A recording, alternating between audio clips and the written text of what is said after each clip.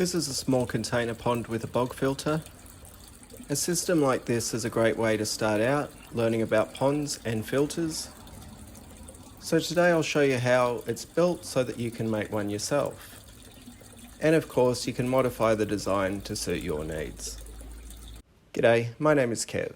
The aim of my channel and website is to help people build and maintain ponds without spending a fortune. If that sounds like something that interests you, feel free to subscribe and check out my website ozponds.com. Okay, so let's start with what you'll need. You'll need a large container for the pond. This can be anything you want. I'm using a plastic tub that can hold 215 litres. You'll also need a small container that will sit above the large pond container. This will become the bog filter. This should be at least 10% of the volume of the pond. If you want lots of fish, you can make it 25%.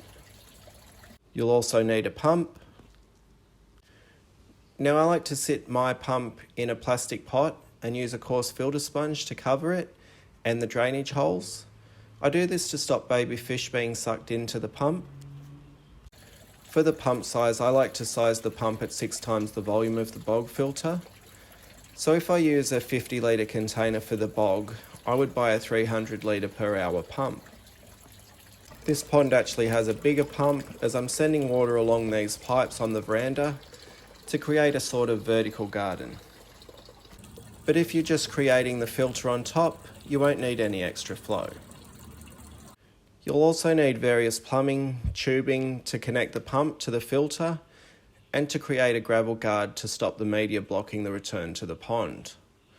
I'll leave a list in the description to what I've used, and I'll talk more about each part as we put this thing together. You'll also need media to fill the bog with. On this build I'm using aquaponic clay balls, but you can use 20mm stone or pebble. This media will grow bacteria that will keep the water clean, clear and healthy. You'll also want a bulkhead fitting to create a watertight hole in the bog filter container. And then to make it look pretty, you can clad it with anything you like. I just used a couple of old wooden pallets. Oh, and speaking of wood, you'll want a couple of pieces to support the filter as it sits on top of the pond. For the tools, it's pretty simple. Just a drill, some hole saw attachments, plumbing glue and a hacksaw. So first let's build the filter. I drill a hole in the base of the bog filter container, just big enough to fit the bulkhead fitting through. If the container has these ridges, you'll want to drill in between them. I'm using a 20mm bulkhead fitting on this pond. Now that we have that hole, we need to create our gravel guard. This will stop the clay balls from blocking the return to the pond. To create this, I have a 90mm piece of stormwater pipe and 2 end caps. You'll use your hacksaw to cut the pipe so that the top cap will be just a couple of inches higher than the level of the clay balls or whatever media you choose to use. Again, this is just so that when you pull the cap off to clear out any plant roots or check out everything is working right, the clay balls don't fall down there and block everything up. You then want to drill a hole in the cap that will be the bottom. The bulkhead is going to go through this, so this is the same size as you use to just drill the base of the container. You'll then drill some holes in the base of the cylinder you've created. You want plenty of holes to let the water through easily. Now you want to glue the cap with the hole onto the guard. The bulkhead will come with 2 rubber washers. One goes between the container and the gravel guard. So you just sit the guard on top and then thread the bulkhead through. The other washer goes on the underside. You can see I've cut it to fit around those ridges. And then you screw the nut on. It should now be watertight. If there's a few drips, don't stress, as this container is sitting directly over the pond anyway. Now we can sit the filter on top of the pond and connect the pump. I always get asked, how do you connect the pump to the filter? What fittings do you use? And the answer is it depends on the pump and the type of plumbing that's getting used. On this pond, I'm using PVC pressure pipe. The pump came with a barbed fitting that would normally connect to a flexible hose, but I cheated and just glued this piece of rigid PVC onto that fitting. Like I said though, it depends on the pump and the plumbing. You can always go from flexible pipe to rigid pipe using various fittings. You just need to find what works. Anyway, all that's important is that you need to get the water from the pond up into the filter. You can see I've got valves that will allow me to regulate the flow so that I can get the water running along those top pipes. If all the water is just being sent to the bog filter, the valves would be unnecessary. Once you've got the plumbing all connected, you want to give it a test and make sure that you've got enough holes in the gravel guard to let the water through easily. I then insert a vertical pipe into the bulkhead fitting. I've used an adapter to allow me to use a piece of 25mm pressure pipe, but if I were buying all the components from scratch, I'd just get a 25mm threaded pipe that can screw straight into the bulkhead fitting. You use the vertical pipe to set the water level inside the filter.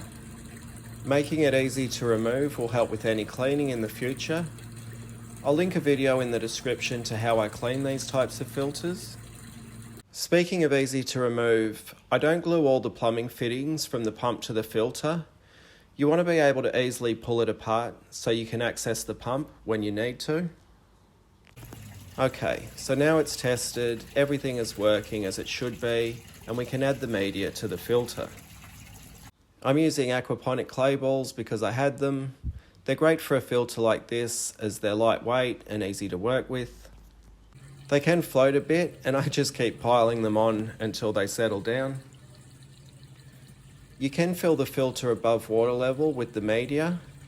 Just still keep it below the edges of the container though. Now the fun part, adding some plants. This is a small filter, so I don't want to use anything that I can't easily pull out if it gets a bit carried away.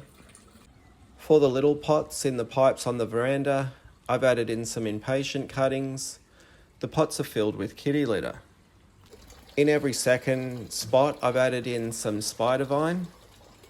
I've got a piece of pothos, at least I think it's pothos, and that's just dangling its roots down into the pond. I've added eelgrass in the pond, and that's planted in pebble that's on the bottom.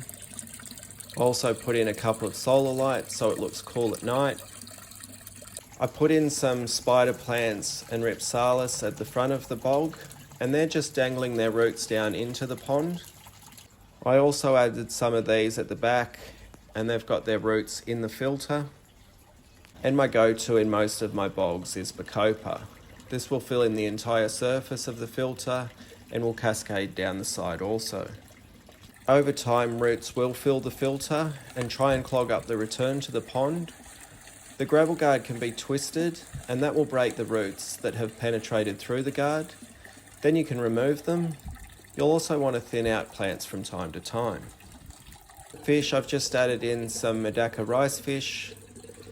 They're great, they're hardy, colourful and great for beginners. So that's pretty much how it was built. I know I didn't go into the configuration of the pipes along the veranda, but they're just an added extra. The pipe's 90mm stormwater, and it's just got holes drilled every 15 centimetres or so to sit the pots in. Like I said at the start, this is a great little starter pond that will get you learning about plants, bacteria, fish, and the complete ecosystem that makes a pond. Then eventually you'll be ready to tackle bigger and better projects. I hope this video has been helpful. You can subscribe to the channel to see any future updates on this pond. Thanks for watching. Catch you later.